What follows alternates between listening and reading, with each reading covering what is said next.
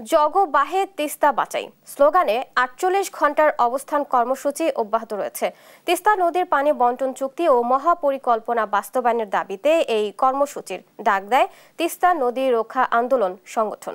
কর্মসূচির দ্বিতীয় দিনে লালমনিরহাট, নীলফামারী, কুড়িগ্রাম, রংপুর ও গাইবান্ধায় তিস্তা নদী পাড়ে অবস্থান করছেন লাখো মানুষ। বিএনপির কেন্দ্রীয় নেতারাও বিভিন্ন পয়েন্টে অবস্থান নিয়েছেন। তিস্তার পাড়ের লোকজন জানান, ভারত সব সময় বিমাতা সুলভ আচরণ করে থাকে। তাদের প্রয়োজনে পানি ছেড়ে এ অঞ্চল ভাসিয়ে দেয়, আবার বাংলাদেশের প্রয়োজনে এক ফোঁটা পানিও পাওয়া যায় না। এতে ফসল আবাদে বিপাকে পড়তে হয়। বিএনপি নেতারা বলছেন, বিগত সময়ে আওয়ামী সরকার ভারতের কাছ থেকে তিস্তার পানির ন্যায্য হিস্সা আদায়ে ব্যর্থ হয়েছে। কর্মসূচির প্রথম দিন উদ্বোধন করেন বিএনপি মহাসচিব মির্জা ফখরুল ইসলাম। এতে অন্যান্য রাজনৈতিক দলের নেতারাও সংহতি জানাতে তিস্তার পাড়ে অবস্থান করছেন।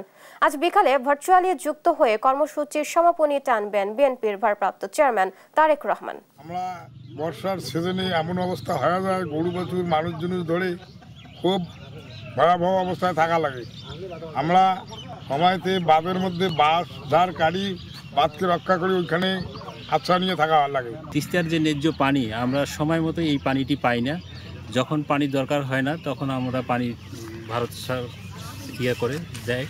এবং এই 17টি বছর এই হাসিনা ফ্যাসিস্ট সরকার নতজানু পররাষ্ট্র নীতির কারণে আজকে আমরা এই মেঘা প্রকল্পটি বাস্তবায়ন করতে পারছি না।